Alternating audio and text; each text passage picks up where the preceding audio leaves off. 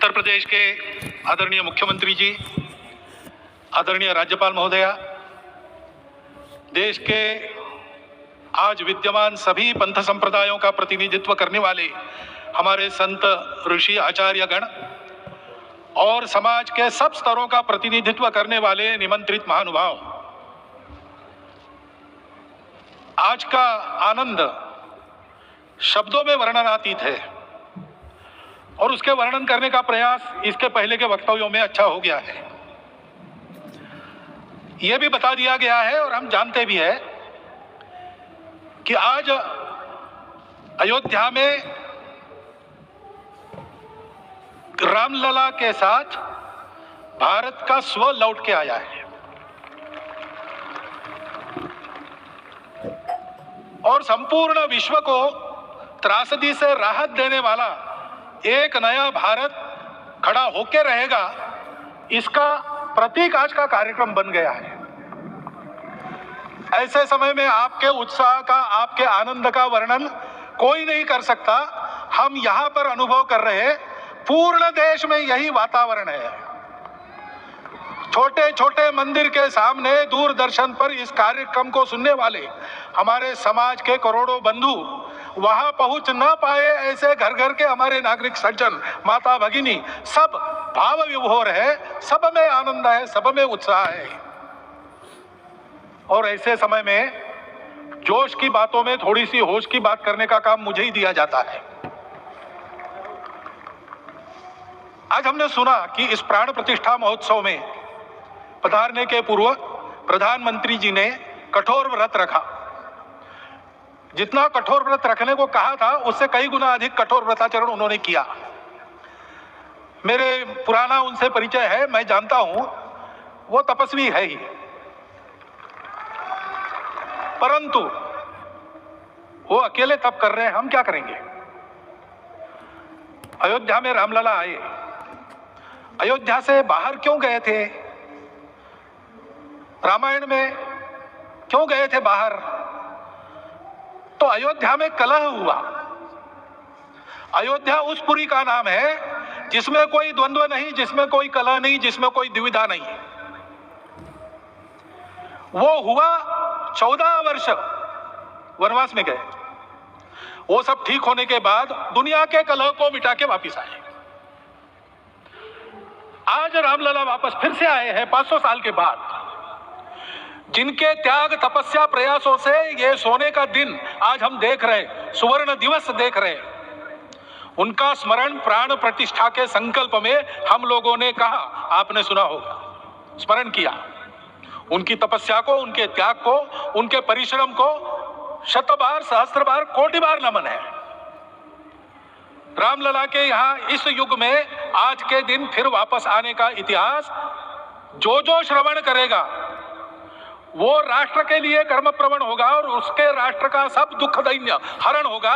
ऐसे इस इतिहास का सामर्थ्य है, परंतु उसमें हमारे लिए कर्तव्य का आदेश भी है। प्रधानमंत्री जी ने तप किया, अब हमको भी तप करना है। राम राज्य आने वाला है, वो कैसा था, दैहिक दैविक भौतिक तापा, राम राज नहीं कहु व्यापा, सब नर करहि परस्पर प्रीति, चलहि स्वधर्म निरत श्रुति नीति, सब निर्दंभ धर्मरत पुनि, नर अरु नारी चतुर सब गुनी, सब गुणज्ञ पंडित सब ज्ञानी, सब कृतज्ञ नहीं कपट सयानी। राम राज्य के सामान्य नागरिकों का जो वर्णन है, हम भी इस गौरवमय भारतवर्ष की संतानें हैं। कोटि कोटि कंठ उसका जयगान करने वाले हमारे हैं। हमको इस प्रकार के व्यवहार को रखने का तप आचरण करना पड़ेगा।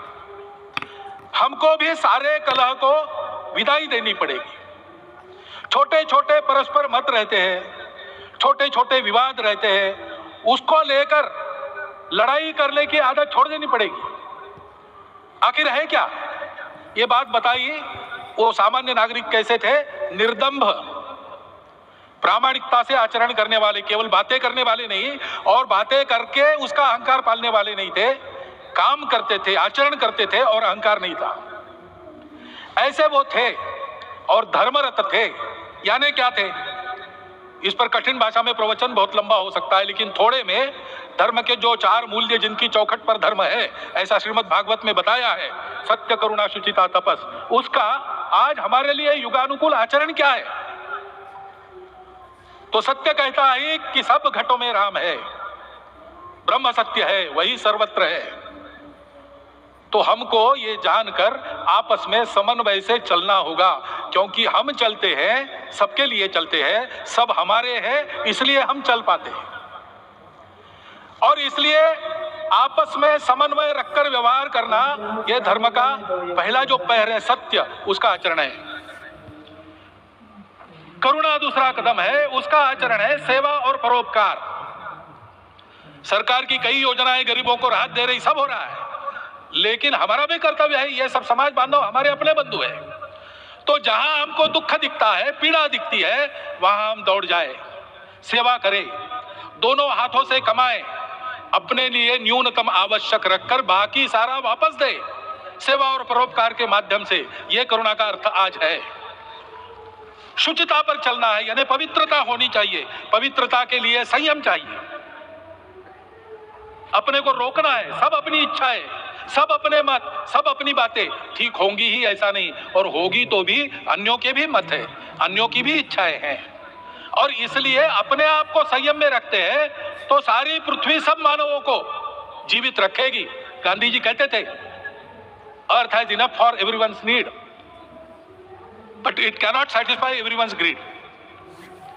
तो लोभ नहीं करना, संयम में रहना और अनुशासन का पालन करना, अपने जीवन में अनुशासित रहना, अपने कुटुंब में अनुशासन रहना, अपने समाज में अनुशासन रहना, सामाजिक जीवन में नागरिक अनुशासन का पालन करना। भगिनी निवेदिता कहती थी कि स्वतंत्र देश में नागरिक संवेदना रखना और नागरिक अनुशासन का पालन करना, यही देशभक्ति का रूप है। इससे जीवन में पवित्रता आती है। और तपस का तो मूर्तिमान उदाहरण आपके सामने आज दिया गया। व्यक्तिगत तपस तो हम करेंगे, सामूहिक तपस क्या है? संगच्छध्वम संवदध्वम समवो मनांसि जानता। हम साथ चलेंगे, बोलेंगे आपस में, उसमें से एक सहमति का संवाद निकालेंगे, एक ही भाषा बोलेंगे, वो वाणी मन वचन कर्म समन्वित होगा और मिलके चलेंगे, अपने देश को विश्वगुरु बनाएंगे। ये तपस हम सबको करना है। 500 वर्षों तक अनेक पीढ़ियों ने लगकर परिश्रम करके प्राणों का बलिदान देके खून पसीना बहाकर आज ये आनंद का दिन सारे राष्ट्र को उपलब्ध करा दिया। उन सबके प्रति हमारे मन में कृतज्ञता है। मैं यहां बैठता हूं तो मेरे मन में विचार आता है कि मुझे बिठाया, मैंने क्या किया? वो तो जो उन्होंने किया उसका प्रतिनिधि भी मुझे बनाया गया है। उस प्रतिनिधि के नाते मैं ये अवदान स्वीकार करता हूं और उन्हीं को अर्पण करता हूं। परंतु उनका ये व्रत हमको आगे लेके जाना है। जिस धर्म स्थापना विश्व में करने के लिए राम का अवतार हुआ था, उस धर्म स्थापना को अनुकूल स्थिति अपने आचरण में अपने देश में उत्पन्न करना, यह अपना कर्तव्य बनता है। रामलला आए हैं हमारे मन को आह्लादित करने के लिए, उत्साही करने के लिए, प्रेरणा देने के लिए, साथ साथ इस कर्तव्य की याद दिलाकर उसमें कृति प्रवण करने के लिए आए हैं। उनका आदेश सर पे लेके हम यहाँ से जाए। सब लोग तो यहाँ आ नहीं सके, लेकिन वो सुन रहे, देख रहे। अभी इसी क्षण से इस व्रत का पालन हम करेंगे।